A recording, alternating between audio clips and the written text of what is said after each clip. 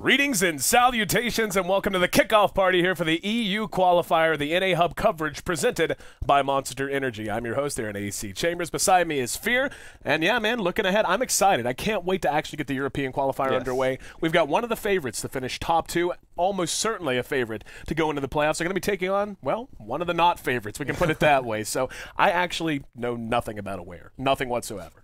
Yeah, me either. All right, good. So we're not alone. We'll be figuring it out on the fly as we go. Don't forget, by the way, guys, we do have a couple of other streams you might want to check out. You can go to beyondthesummit.tv, and you can catch our couch stream as well as our secondary stream going on. Of course, our other studio is currently in use doing the Mars tournament, but you can also catch coverage of that. For now, though, the draft is underway. Roxus looking to start their bid for Seattle off with a bang, and Aware, well, they're just hoping to get a win. So moving on into the draft now, and yeah, whenever you think Roxus, the big thing that comes to mind always is the mad scientist of Dota known as Goldblack. The guy is fearless in his drafting. He loves to do weird stuff. And honestly, I don't think that's what we're seeing now. Instead, looking to start it off very stable, Mirana Shadow Demon. Yeah, Aware is out Goldblacking him at this point. Oh, look at your favorite hero. It is Viper Treant. This is like, it's not as good as it used to be. It used to be with the old Treant armor. You just put on Viper in that middle lane, and he was already impossible to beat in the lane, and he became even more impossible to beat in the middle lane with that tree armor. So they're going for that again. Picking Viper, for me, since Aware is kind of on the bottom of the list, there's kind of a trend, at least in the Western scene, is when you're going as a team that you think is better than you, just pick Viper. Because it just like wins you your lane mid, and you don't have to worry about that lane anymore, and it's really annoying to play against. But knowing Goblak as a drafter, he'll have something cheeky to put against it in the mid lane. He has two great heroes that could shut it down. He can just run that Mirana Shadow Demon mid, and Viper doesn't do so hot against that.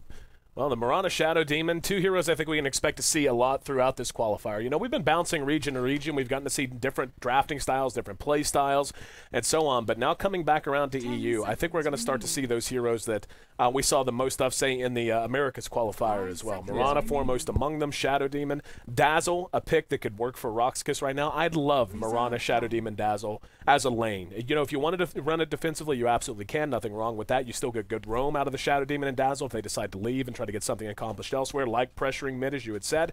Or you could just run it aggressively and just decide you're going all in. If you win mid and you win the aggressive tri lane, it's basically a one game at that point because of how snowballish a team with the Mirana on it happens to be and how well they can move. Yeah, both teams are going all in on the laning phase. As you say, Dazzle could really supplement the lineup for RoX.kis. But Aware as well, they're not going to have weak lanes either. I think both teams are going all in for the laning phase. Whenever you open with a tree Viper, you're like, okay, I want to win my lanes. Right. And same thing for RoX.kis. We have our Mirana Shadow Demon. So both teams are going to have very strong lanes. So this is probably going to be an action-packed early game. Yep, the Rubik pick kind of favors that as well. We've been seeing a lot of Rubik picked up across all regions. Not to say he was ever a bad hero. I think it was mainly China for the most part. Yeah. I mean, we still saw him picked up as a pocket in some situations in SEA too. But yeah, like you said, it was really China. And now coming into this, the Rubik pickup is interesting. I mean, usually when you pick a Rubik, especially this early, the third pick overall in the second phase, usually it's for a very direct purpose. Mirana does have some okay stuff to steal, and Shadow Demon as well, but there's not that one big ability that you're picking the Rubik. Well, I guess they just anticipated it. Said, yep, they're going to pick Brewmaster, and we're going to guess that, and we're just going to have Rubik waiting. Yeah, Rubik is wonderful against Brewmaster, not only for just the obvious, where he can steal Primal Silhouette. His clap is good to steal as well, but more is when Brewmaster initiates, if you're quick enough, or you see him in vision, you can lift him instantly before he get any spells off, and you can burst him down. I was going to say, they might not have enough burst with those heroes. With a Tidehunter, they'll definitely have enough lockdown to burst down a Brewmaster if they can catch him before he gets his ult off with that telekinesis.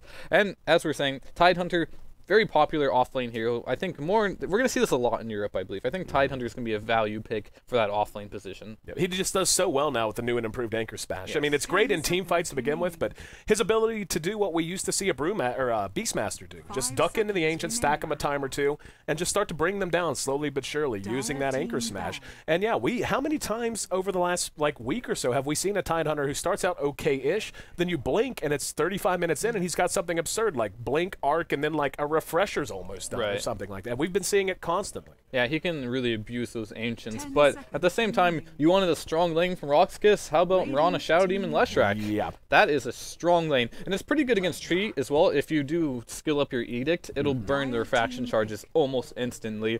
And Rox.kis has this is going to be an action-packed game. That's all I can tell you. Right now, RoX.kis has a bunch of heroes that can take towers with the Brewmaster, Leshrac, and then, hey, we got a Pugna pickup, and this is kind of, Aware Gaming went all in. Totally. They have no late game whatsoever. So if they don't get a lot done within the 15-minute mark, they're going to be in serious trouble. Well, to be honest, RoX.kis I don't think is going to mind that. I mean, it's like, we've watched these guys play enough, and we've seen GoldBlack draft enough. GoldBlack has no problem going, oh, you want to go all in? That's fine. We're good at that. Yeah. We like to win games in 25 minutes.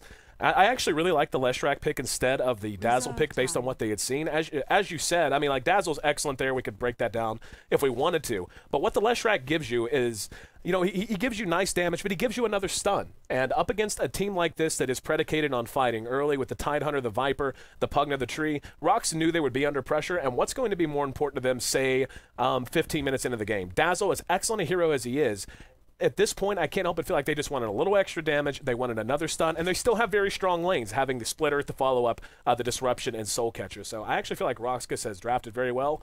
Aware, I don't know enough about them to tell you if they've drafted well, but they've certainly drafted very, very transparently. Well, it's going to be a Viper mid. Their lanes are pretty set. Viper mid, off-lane Tidehunter, and they're going to do the safe lane. Well, they could switch the Pugna on the Viper, but it's most likely going to be a Treant, Rubik, plus Pugna on the safe lane farming. For RoX.kis, it's a little more interesting because they do have the Brewmaster, they do have the Leshrac, Shadow Demon, Miran, so they have options if they want to go aggressive or not, whereas I don't think Aware should go aggressive. I don't think they should go aggressive. It won't be that strong, and RoX.kis has plenty of heroes that are strong enough to deal with it. So we're just waiting for our last pick here. I'm assuming they're looking for their mid now, but they could do anything. Yeah, it's going to be the Razor to lane up against that Viper mid. Two heroes that really want to focus on just dominating that middle lane. But we have Steedoy playing it, and I believe Solo usually plays mid, but maybe they switch it up. They switch it up too. They switch it up from time to time, and I think honestly, I can't imagine a reason why RoX.kis wouldn't want to go aggressive here. I mean, Pugna, as good as he can be, I mean, you look at their lane Tree is nice in lane Rubik's. Like, basically, you've got a whole lot of midland heroes that are usually made better by other heroes drafted with them. Instead, you put the Rubik, the Tree, and the Pugna together, put that up against 3 ranged heroes in the Mirana, the Shadow Demon, the Leshrac, a guaranteed initiation.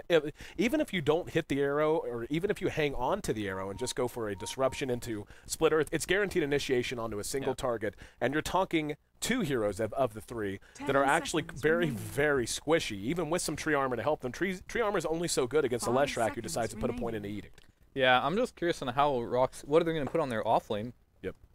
We saw in last game, if you were following the Chinese games, Ice did play that offlane Panda, was not so successful, so I don't want to see that again. And it looks like it's going to be a mid Brewmaster, judging by his skill build, and I need to change my camera real quick. It's too slow for my liking. As Fear messes with the tech stuff, the game is getting underway. We can see both teams valuing the Radiant jungle quite a bit. RoX is going to roll out as a full 5. In the meantime, it's going to be Aware, just moving out with 4, so potential for a little bit of early action. We do have the Tidehunter just setting up station in lane right off the bat. Viper leading the way, and didn't see if RoX actually smoked. Yeah, they have a jet, so they probably won't at all. But they are trying to get themselves into position to bait out perhaps an initiation. They might have a chance to catch someone coming through the woods. They just spotted the Pugna. Ping down immediately. Not going to try to take a shot, but that Pugna may have just saved themselves a little bit of trouble as everyone begins to scatter after that. So it looks like they're just going to get some wards down. We'll recap that in a minute. For now, how about we take a look at the lineup, see who's handling who, beginning with Aware, who come in the underdogs in this game. It'll be Stress playing on the Treant Protector. Roger will be on the Rubik. It'll be Lolik, I'm just going to call him Lolik on the Viper. It'll be Seema the Slayer handling our Pugna with Jaco playing on the Tidehunter. The other side of the river, RoX.kis, the captain himself, GoldBlack, playing on Leshrac. It'll be Solo on the Brewmaster. BZZ, a.k.a. 633, playing on the Mirana. Sadoy will be handling the Razor with Yol on the support Shadow Demon. And what they're going to do here is they're going to lane, they're actually going aggressive on RoX.kis, and they're going to lane Razor against Tidehunter. He should just completely dominate that matchup. Mid lane, we're going to have Panda laning against the Viper. Panda does alright against Viper. Just get a point in that Drunken Haze, and you no longer can get harassed. And, alright, Rubik getting close to getting caught out there. If he gets caught by those 2 heroes, he just dies. But this tri-lane could go either way, but I have to give the advantage to RoX.kis. If they catch someone out, Living Armor will not be enough to save any of these heroes. Yeah, this is what I was talking about coming in. I just couldn't see a reason why they wouldn't want to do this. You come in the favorites, very high chance, even if you don't know for sure, that you are just more mechanically skilled, more experienced. Why not put the pressure on? Why not try to get the advantage early? Because now if you win this lane, mid should be a sure win, or if not a sure win, at least a very close affair. Meanwhile, the Razor pick, as you said, should utterly dominate. So, I mean, Solo, so long as he gets some farm, he can use Clap to farm, and he can just soak experience, he'll be doing just fine there. So if you're aware right now, Fear, what? Yeah, if you're aware, as I'm sure you are. if you're on the team aware, how do you hope that you can cope with this? Oh, hold on real quick. They're going to be going in. Arrow shot, arrow connects, but not wanting to engage that close to the tower, so Roxus gives him a little bit of a scare, but for now, everyone's still standing. I want to point out something on mid real quick. This skill build from Solo is very interesting. He's skipping Clap completely. Oh, wow. He's just going for a mass dodge so Viper can't hit him, but it's going to slow down this farm, but I don't know, Viper might not be getting her ass off. Very interesting build, but sorry, go back to your question. I was a little distracted by that build. Oh, that's okay. Just talking about aware. If you're in their seat, you're under a lot of pressure right now. Do you feel confident that these lanes can hold up, or do you maybe start to game plan a little bit, try to make something happen in the next few minutes? Just by their draft alone, I don't think they're very confident, but they have to get a lot done by the 15-minute mark. Like I was saying in the pregame, not the pregame, just right before in the draft. If they don't have significant advantage by 15 minutes, they're in serious trouble with this lineup. Serious trouble. Define significant advantage, like 2 out of 3 lanes. They need at least a 2 to 3 tower advantage. All right. Well, they're going to have to work real hard for it, as Rox is basically just bullying them around, and they're all hanging around under their tower, safe for the moment, but the threat of Roxus initiating at any point is enough to even keep them from moving into their own jungle. And we can see Rox very competent with their wards. They have a view of anything that could be coming their way.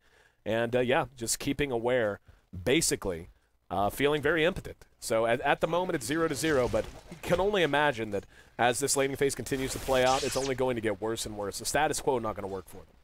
Yeah, definitely not in this top lane in particular. This Tidehunter, luckily he is a hero that just needs his levels and can contribute to the team fights, but they're going to have to deal with a really farmed Razor. And the way this hero works is he needs to have a really good laning phase and get really farmed really quickly, and he's set up perfectly for that. Well, I mean, especially with the Brewmaster on team. You know, once Brew hits 6, if Razor gets a good start, which he certainly is, maybe gets up a very quick mechanism, gets on his way to a Scepter, even though Aware has a very mid-game-centric team, almost all in on it, if not completely all in. Actually, yeah, their late game is lacking so sorely. It is completely all in. You know, I don't even feel like they can contend there, and that's the thing. Roxus actually has the power to transition a little bit. If they had to, they could play defensively. I just don't know that it's actually going to come to that. Yeah, they're actually winning the early phase of the game. Yeah. But the strength of Aware's lineup is going to be within how much can this Pugna accomplish, and looking at his CS, it's not looking good. He has 1 CS. 1. Every bit of 1. And we can actually see the Brew is standing on par with the Viper right now, so that skill build working out at least for the moment. He's at 18-2, exactly the same. So the one lane where they maybe could have hoped for something to happen in their favor is turning out to be a wash. Roxus is all the way up under their tier 1. And just look at this. Like, Aware can't even get close. They know that if they come out at all it takes is 1 disruption. It's going to be first blood. Tree finds himself a double damager, and so that's a very dangerous Tree walking around with a lot of bonus damage. Looks like he wants to head up the top and maybe take a run at someone, but he's going to have it's going to be tough for him as Razor. Well, they can definitely get this kill with the Gush, but he needs to be careful. There it is. He's going to move in, gets off the leech seed. Sadoy trying to get away. We'll just be able to TP away. And yeah, that's kind of was my concern. Between the two, they had no stun. Yeah, they could have got that kill, I feel, but they had to wait a little bit. That Tide had to wait till Tree was a little closer so you could get the right-click damage with the Gush minus armor. He did go 2 points in Gush and the leech seed. That probably wasn't enough to secure the kill, but Razor was able to do a good job, just apply a lot of pressure, and he TP'd out in a good situation where Tree couldn't even get a single attack off. And here comes a smoke gank on bottom lane, and this could be our first blood. Poor little Pugna. It will be first blood. There's the disruption. Gold Black waiting. Setups there, and kaboom.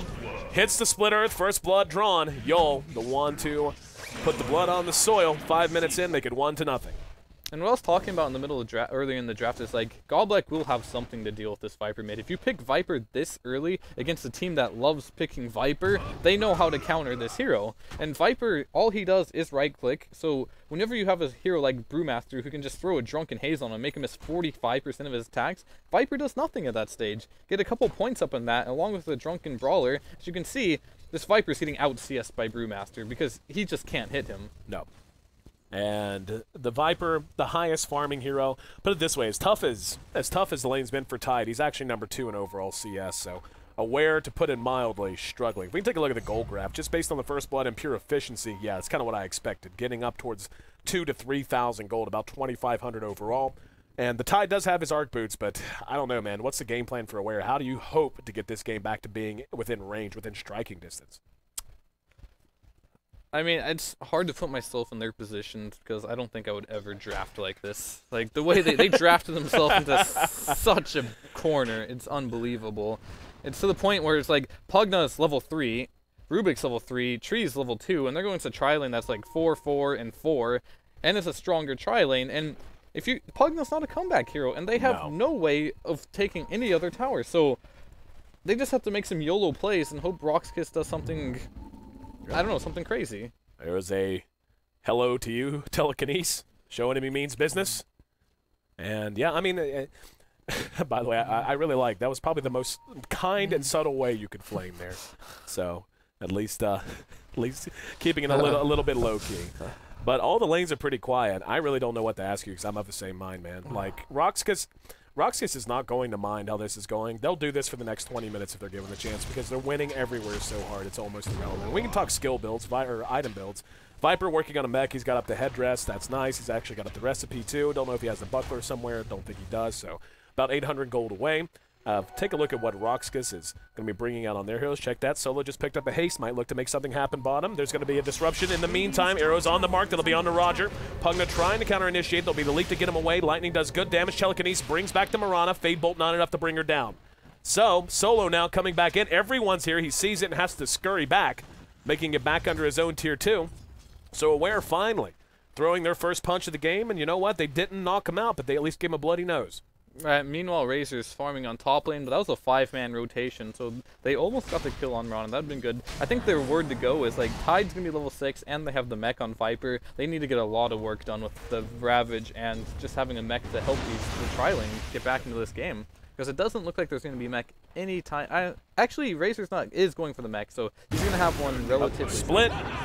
Caught all 5, and he's going to engage in all 5. There's a stun on the tree. Viper tossing the air. Arrow's going to come in. That'll actually hit nothing. Came very, very close. The rest of them are able to regroup under their own tower. So RoX trying to get aggressive. Now they're going to go ahead and try to engage again. There's going to be Tide Toss in the air that time. However, Brew ulti ends. He'll be telekinesis back, hit with the Viper Strike, and now eating a lot of damage. They need a lot of help. Defensive disruption keeps him up for the moment. Tide, though, zoning them out. The threat of Ravage enough to keep them back. Arrow did connect. Now he's going to go ahead and use it. That cleans up the Brewmaster. In the meantime, Sadoy has the static link onto the Tidehunter. He's going to come in and get a double kill using that plasma field, make it a triple kill as Tidehunter drops as well.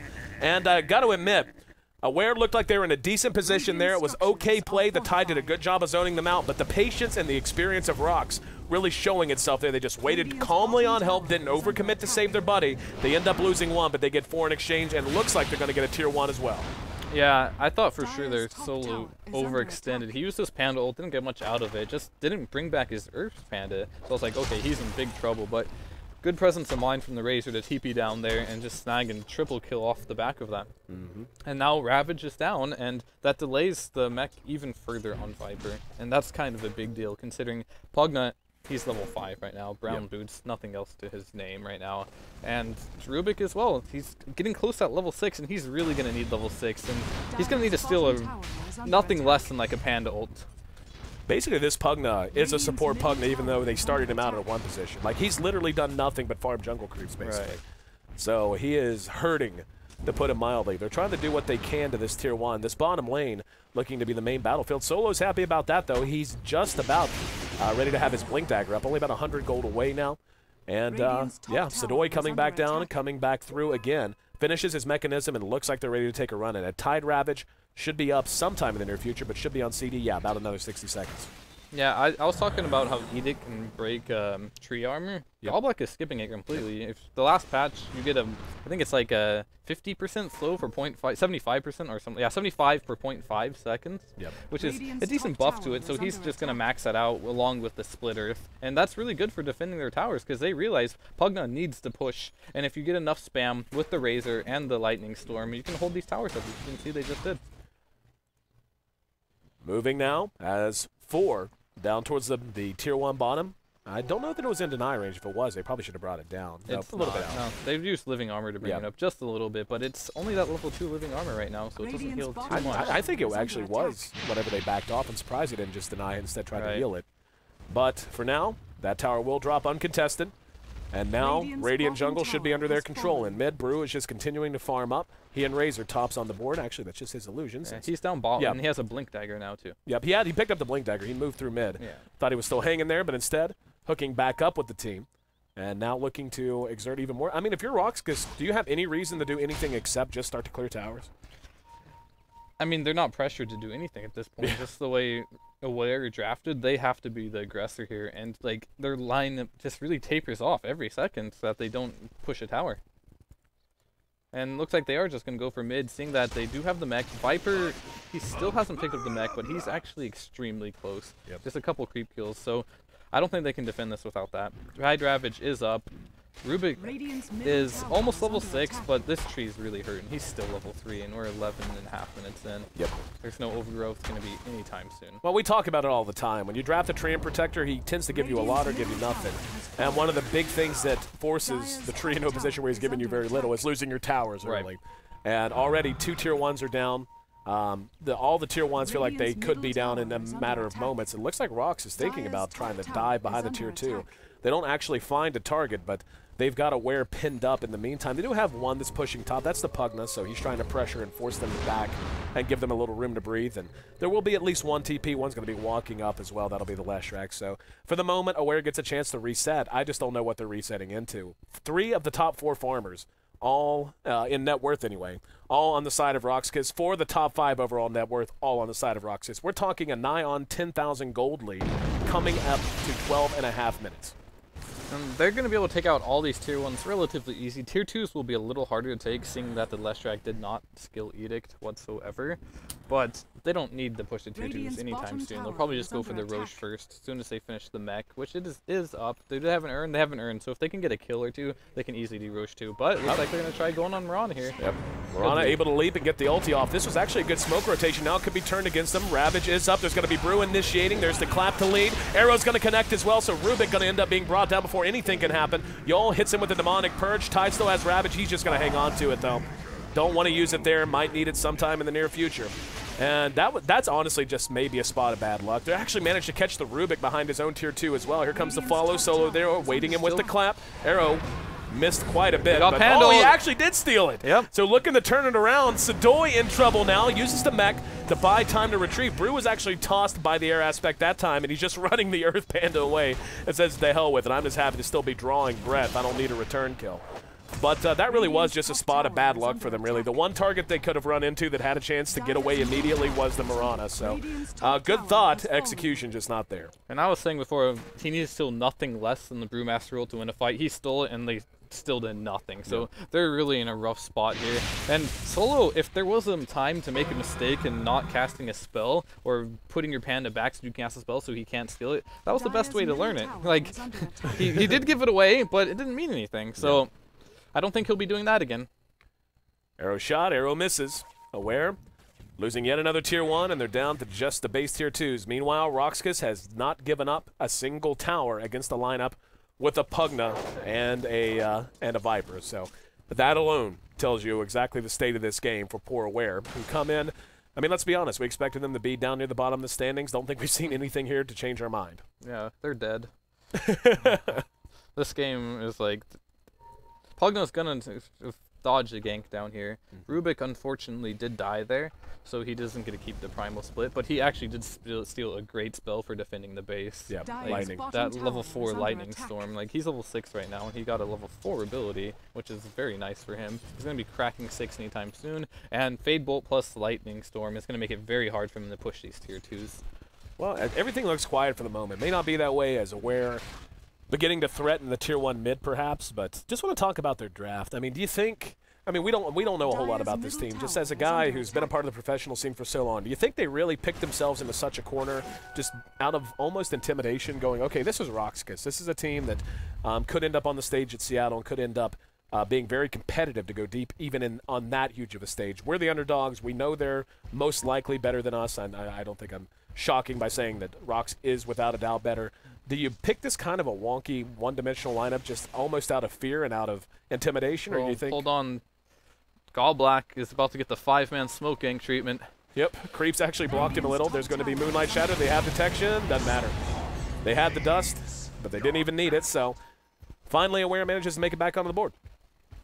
They spent 5 heroes to get that less track there, so it is better than nothing at this point. But yeah, as I was saying through the draft early on, normally when these teams like Tier 2 teams play against Tier 1 teams, usually you see this Viper pick. It's just like, they pick it just like, okay, hopefully we can just win a lane, you know? But it doesn't really translate into winning the game, necessarily. So yeah, they're a little scared of like Godblack picking like a cheesy draft. So they just, okay, let's just pick a super cheesy draft instead and just counter it, right?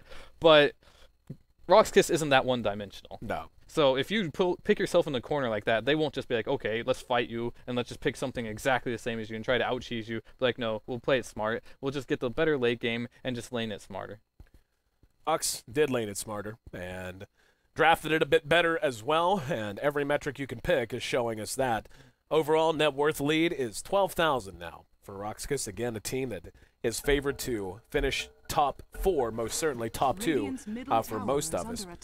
And yeah, they're in complete control of this game. The top 4 in overall net worth all belong to RoX.kis. Your Viper is less farmed than the enemy Leshrac. That's tough. Yeah, but he is the most farmed on their team, at least. Yeah. Well, Pugna's right there with him. Did Pugna ever finish his boots? Does he actually have some? You mean upgraded boots? Yeah. Yeah, he has arcade boots. All right, good for him. And they're going to go for their first Tier 1 of the game, and they might be able to get this, but RoX.kis can fight if they TP in, if they're interested. Actually, Panda has no TP. Yep, they're just bringing in troops, though. They're going to bring down the Nether Ward. And Aware, they're hanging around a little bit. They may end up catching up with him if they want to. Yeah, they're going to blow the drum charges. Probably see a leap if she hasn't already used it. Nope, they're going to catch Roger with Demonic Purge. He's going to turn around. Arrow's actually off the mark. Not going to really be relevant, though, as he dies very quickly. And yeah, they end up getting the Tier 1. Cost them a hero, though, but hey, at least they're getting on the board and getting something working for themselves. Indeed they are. Actually, was that denied? No, Viper got it. It was close to being denied, but Viper was able to snatch that. Well, we're at 17 minutes in, and RoX, I think, I mean, their item progression is there. It's almost a moot point. I mean, hell, Razor's almost done with his Scepter. Solo in great shape as well. And yeah, looks like they're just going to continue to push towers. Yeah, and one thing I was mentioning through the Chinese cast is Trian's effectiveness against Brewmaster is pretty good. You can root him throughout the ultimate, but the problem for Trian Protector is he's having a hard time finding this level 6. We're approaching 18 minutes in the game, and he's still level 5. Life is hard for this Trian Protector. They're going to end up trading a Tier 1 for a Tier 2, not optimum. Better get something out of it. And the deny. They took all the Tier 1s, so actually, that's good. Yep. That was well done, actually. So, RoX.kis pulling back, and they reacted en masse to keep this tower up. They may end up fake backing this, though, and just waiting to try and bait out. Rubik buys a smoke. Solo's the one hanging out by himself. He's anticipating someone's going to run forward. Has his entire team waiting up lane. They have a ward down. And, yeah, looks like they're actually not going to take the bait. So, Aware playing a little bit more cautiously. A little bit more aware, if you will. Yep, looks like it. First a mini here all week, folks. Thought that one up on the car ride over. Good stuff.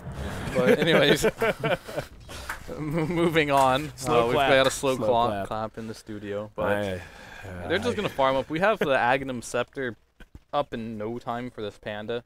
Same with Razor. He's going first item Agnums.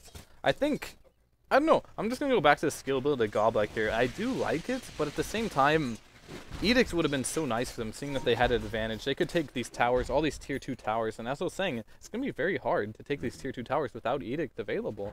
And that's kind of just like prolonging the game so Aware can get back into this game and get their levels that they desperately need.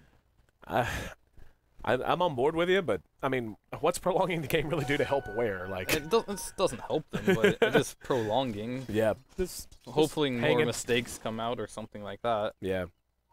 It's just RoX.kis, their lineup, their trajectory is much better into the late game than Aware's could hope to be. And they're just continuing to farm. Like you said, Scepters are plenty on the way out. Just about done with his is Sadoy. The Brewmaster going in that direction as well. And yeah, he's going to have his done at about 500 gold too. And there's a Maelstrom complete on the Mirana. So their items are coming quickly and coming very, very, very effectively. Who is 633, by the way? BZZ. BZZ. Why does he have that name? You've been rocking that for a while. Yeah, all right. I was trying to remember who was their carry player, but that makes a ton of sense now. Kind of brain farting there. Rotating now, down the bottom. Trees picked up a gem. And... Wow, he has a gem, huh? Yeah. What, Tree has it? Yeah. Wow. Oh, okay. Interesting, and he still has 1,000 gold on top of that. He would, like, blink money almost. Alright, but anyways, they want to just control the map now the best they can. And I'm running out of things to talk about because I don't know what they can possibly do here. They're just kind of, like, prolonging their demise at this point. Well, I mean, if nothing else, I guess if you're aware, you're getting a tune-up match. Obviously, starting off with a loss isn't where you want to be with things, but could be worse. You're getting a chance to, I mean, you know, because, I mean, I hope that they're realistic with themselves. I mean, they come in a team that is not very favored at all, being overlooked by most. They're kind of playing on house money. No one's expecting a lot of them. And to lead things off, their first match is against the team that everyone expects to not only make it to the playoffs, but to be contending for the overall win in this entire qualifier. So they have a chance to tune up and test themselves against the best. And chances are from here on out, there's only going to be one or two other teams that are going to be on this par. So they can kind of hold that thought. Well, there's going to be a roach fight here. Yep. They're just going to rush right in, and this could be their last chance. It's going to be a Ravage. It catches a couple, but the Brewmaster split is there. They're going to end up losing BZZ right off the bat. However, Tree tossed it in the air. Roger behind that was stunned out, blown up. Up on the high ground, they all managed to stay alive. BZZ actually did manage to survive through all of that chaos, and now Aware about to give up a couple more. As Lolic doing what he can, they might bring they will be able to bring it down. However, Goldblack hanging around as long as he possibly can. It's a 2-for-2 trade so far. Solo hit with Decrep. There's the life drain as well. Well shot Split Earth might be enough to buy him time. Arrow's going to be on the mark as well. So it ends up, now they're going to come back in. There's the clap. Solo continues to eat damage, but that Viper only being helped out so much. Another good Split Earth from Goldblack. And Edict doing what it can finally. BZZ, who by some miracle of mathematics found himself on the living side of things at the end of that. He was caught out and almost blown up completely. I actually didn't see what saved him overall, but Yul was his savior that fight. He disrupted him at the last possible second, right before he was about to die, because he did get hit by the disruption as well. But they couldn't ask for a better initiation there. Pugnawar did a ton of work there. The blink coming out on Tidehunter, and that was probably the best defense they could pull up, and it was a good one. They almost took it. They chased a couple heroes down. Everyone got away with like a sliver of life left, and they were able to turn that. So they almost won that team fight. It was really close. They did a lot better than I expected. At least delaying Roche. Everyone's back up on both sides now. We'll see if RoX.kis wants to head in. That's a bloodstone on Leshrac, by the way. Support Leshrac. Wow, that's a done. I thought you meant he was building towards it. No, he bought it. Yeah. It is completed. It's been a while since I've seen a bloodstone Lesh. I like it. I think Lesh has a lot of room to be played. Lesh. Yeah, exactly. How do you feel about it in this version? I actually like him a lot. I think he has his place. It's just, I think I like him a lot actually. I do like Leshrac, but it's just hard to fit him in for a lot of teams because there's more high value supports like the Dazzle and stuff like that people prefer to play. It's more of a safe pick, whereas Leshrac has, the stun, which isn't reliable, and the Edict is still very underrated. But a lot of teams just found out just blow up the Leshrac in the team fight. Heroes like Panda just jump on Lesh, use your ult, he just dies instantly. Right. So he is a good hero. I think there is room for him to be played, but he's kind of a risky pick. I like him a lot in this situation. Again, RoX going up against a team that they knew they needed to beat early. And as good as Dazzle is, he doesn't give you a real reliable stun. You've got the mini stun on Poison Touch. But other than that, having just the AoE stun potential of a Leshrac to go with the other lockdown that you have, the initiation out of the Shadow Demon, I feel like it was a real nice pick. Yeah, if you get levels and farm on, like the main problem that people stopped picking Lesh before was like if he got under farmed, he felt really underwhelming as a hero. But if he gets a lot of farm on, he's quite strong. Where? What did he steal there? First, got clap. Yep, got clapped. Mjolnir done in full on BZZ now. He's actually quite farmed. He's going to be hit, and now there's going to be a Ravage that catches everyone. Let's see if they can make this count. Goldblack is there. He's so tough to bring down. Mech's up to keep them up as well. Tide ends up dropping, and now Lolic caught with another good Split Earth.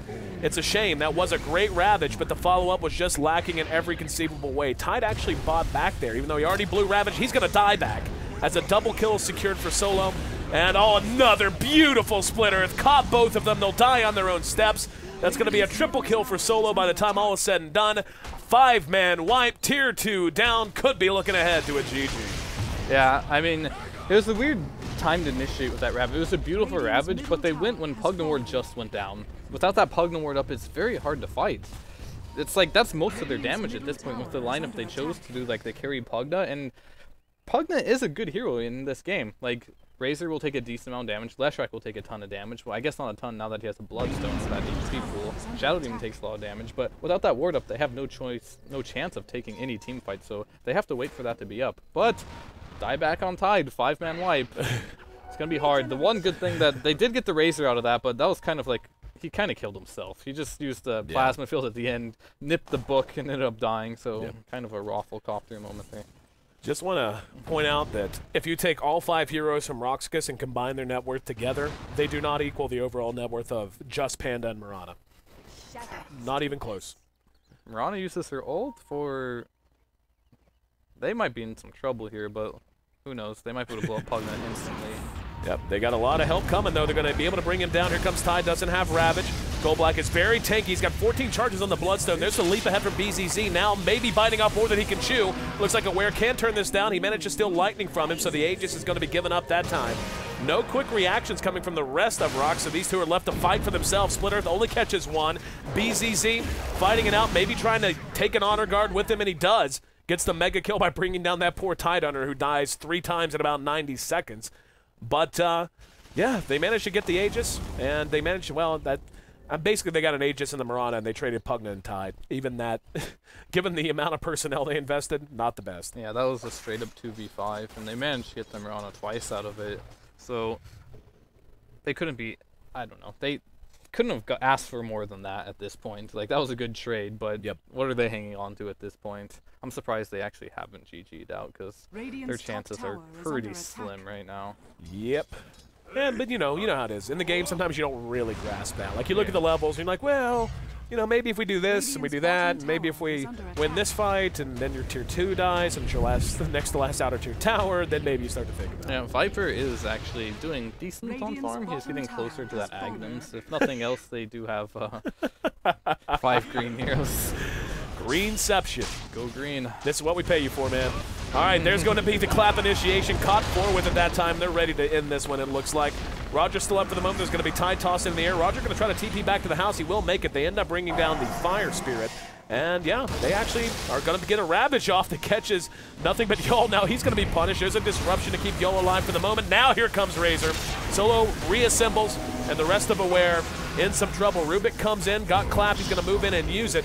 Razor's hitting so hard, though, stolen out so much damage. 400 damage and auto attack, so anyone he catches is dead immediately. BZZ flanking in from the north helps clean up the next to last hero. And the Razor. Camping time. Yep. And there you go. Viper down. 5 down again. And soon to be a tier 3 down. One can only imagine. They've got the creeps just waiting on it. They're really fighting to the end here, aren't they? But yeah, there were so many claps that fight. I think Panda blinked in, clapped, split, clapped, clapped again. I think you can clap twice if you do it in Panda's ults, if you do them like really fast. And he got like 4 claps on that fight, and they did massive work, almost 1v5ing there. But that'll be it. So our first game here in the main studio for the EU qualifier is in the books. Roxus, a favorite to go deep, a favorite to wind up in Seattle, starts off their run with a bang. 26-6 in a 28-minute game. Solid win as Aware falls to 0-1. And yeah, like, is there any positive you could take away from this if you're Aware? Well, the only positive thing I could take away if you were Aware is just like, don't draft yourself into a situation. Don't think you're like a lot worse than another team. Just like, okay, we have to go all in early game. It's not going to work. Just have a little more confidence in yourself.